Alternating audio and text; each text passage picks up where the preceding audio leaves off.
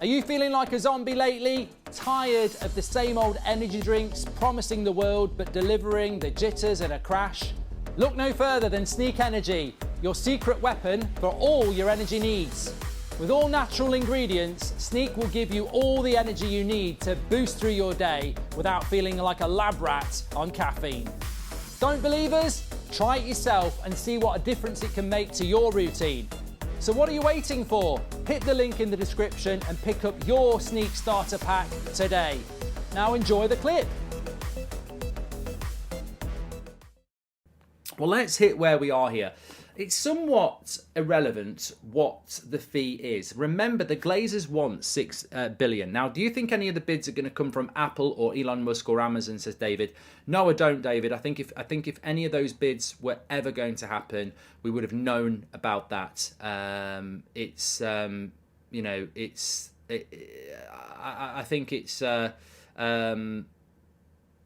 think it's really interesting how, the Glazers have always said they want $6 billion, and yet is anybody going to give them that price? And I think that really is the place to start, really. These new bids, how close are they to what the Glazers want? Because overarching all of this, whatever we want to happen, it really depends whether the Glazers want to sell at the price that's being offered. There's a lot of talk tonight about £5.5 billion. There's a lot of talk of Al Thani and the Qatari bid being around £5.5 billion, and that is pounds, not euros or dollars, and that would be ridiculously close to the $6 billion that the Glazers have always wanted.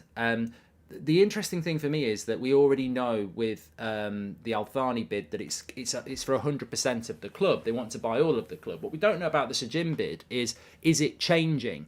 And look, even tonight there's a story just breaking here that there still remains a chance that potential new bidders could enter the takeover bid by tonight's 9 p.m. deadline. Because of course it's a soft deadline that you've got to remember the greed factor here. This is not about what's best for Manchester United. It really isn't. It's a farce. It's not about who's going to be the best owner for Manchester United. It really isn't. That's why somebody could pop in and bid even later. As long as they get their $6 billion, they'll take it and they'll run off. I mean, they've actually thinking the Glazers are going to sell to the best owner is ridiculous. They've treated us like absolute shite for 17 years, and people think that they might pick the right person. I mean, to be honest, this doesn't really go in Sir Jim's favour, does it? Because maybe he would be a good owner, and maybe if you were looking at what would be the ideal owner for Manchester United, maybe somebody would look at Sir Jim and say he's the perfect person. But that's not going to go in his favour, because the Glazers aren't going to look at it and go, well, he's a local fan. Everyone's going to like that. Let's sell it to him. They're basically going to sell it to the biggest bidder. So I don't think anybody's going to bid $6 billion is what I'm trying to get to here. I don't think anybody's going to bid $6 billion, and I think that's what the Glazers want. So the next question is going to be if Qatar and Al Thani bid $5.5 billion, as is being reported, and if that is true, will that be enough for the Glazers to sell? And I still don't know that it will be. I don't think Sir Jim Radcliffe's going to bid $5.5 billion. I really, really don't. I don't think he will do that. And I think if Qatar does and Al Thani does, that puts them very much in the head of the race, because they've got the money to spend and they've got the highest bid, so it puts them in a strong position. But what if the Glazers go, well, look, you're our best bidder, but we're not accepting that, we want more. You had this story this afternoon on Sky, which I was talking about briefly earlier, that the Glazers don't care what the fans think. Well, we already know that, but they're going to have to sell, in my opinion, because they need investment, or they'll fail anyway. So I do think there'll be a sale. My major concern now, if I'm honest, is how long this is going to take. Remember, back in November, when it was announced that we were up for sale, there was this talk that this deal would be done by now, at the end of March. I want it done now. I want it done yesterday. I want it to get done so that we can start planning our future. The sooner the better. We can just get on with it, and that's what needs to happen. Jan, welcome to Members Club. Thank you very much. Oil money plus Eric Ten Hag plus history equals unstoppable, says Ricardo. Welcome to Members Club, Sir Marcus. And enjoyed the show last night, says Alan Noonan. Thank you very much for coming, Alan. And I'm really, really pleased you enjoyed it. And I can't wait to bring us back to Dublin. I think we're going to do a bigger gig next time.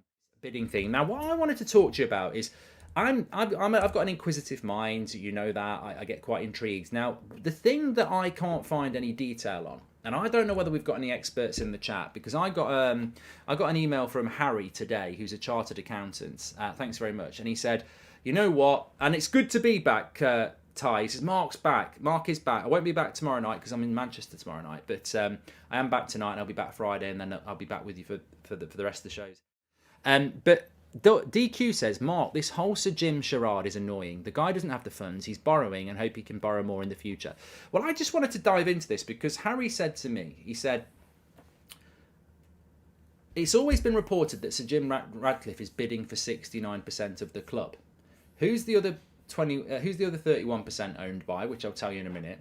And also, what if Sir Jim is going to buy 69% of the club, and with that money, the Glazers are going to acquire 31% that's left from other people, and then they're going to, in tandem, run the football club? What do you think would happen then? Because that could be the dream ticket for the Glazers, to stay in charge. Maybe that would be how Sir Jim does it. Well, that's completely speculative. We don't know that. And personally, I'd be dead against anybody that helped the Glazers stay, even if they kept 31% or 10%.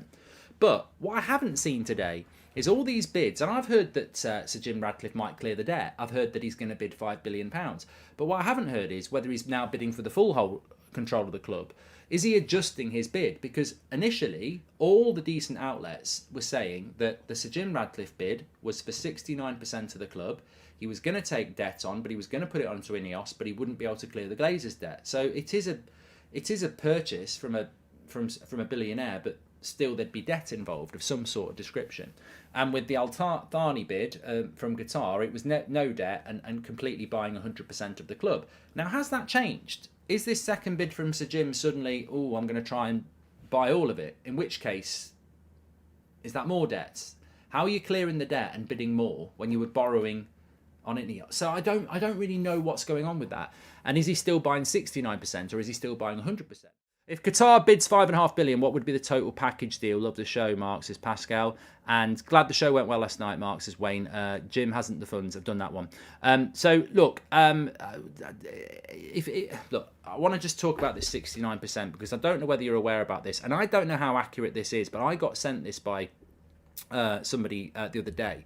And it was this information. I mean, it's a link to a website, and it says this. Who are the top 5 biggest Manchester United shareholders beyond the Glazers? So if the Glazers own 69%, who are the top 5 shareholders? And there's quite a few, but who are the top 5 after them?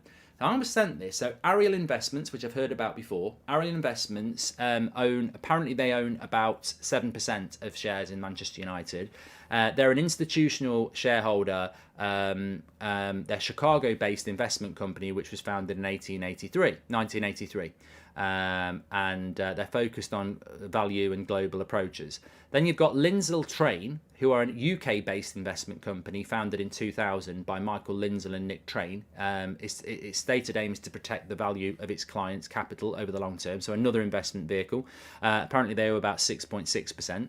You've got Massachusetts Financial Services, widely known as MFS. They're a US company that nearly has a century of active management experience, so potentially another investment company. They own 2.5%. Marathon Asset Management, who are a private independently owned investment management firm in London.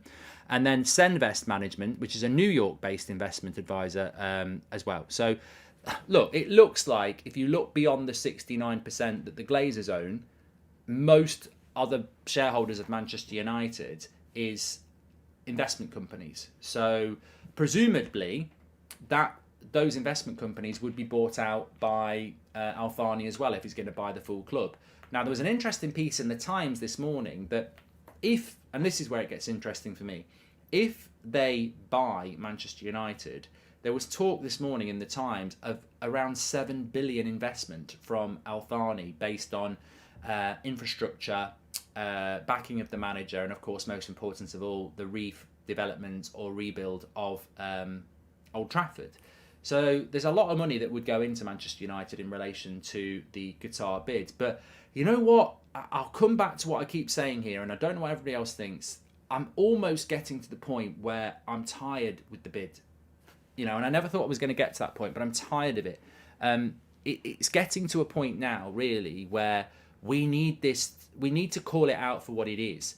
I get that these things take time, but we were told that after the second stage of bidding tonight, there would then be one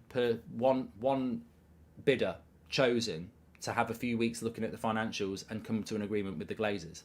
We're now hearing there might be a third bid process. I'm not here for that. I'm not interested in that. I can't control that, but I'm not interested in that, because all I'm thinking about is May and June and the transfer window. And if we're still bidding a third round of bids in mid-April, then we are getting perilously close to this transfer window opening and our owners not having time to sort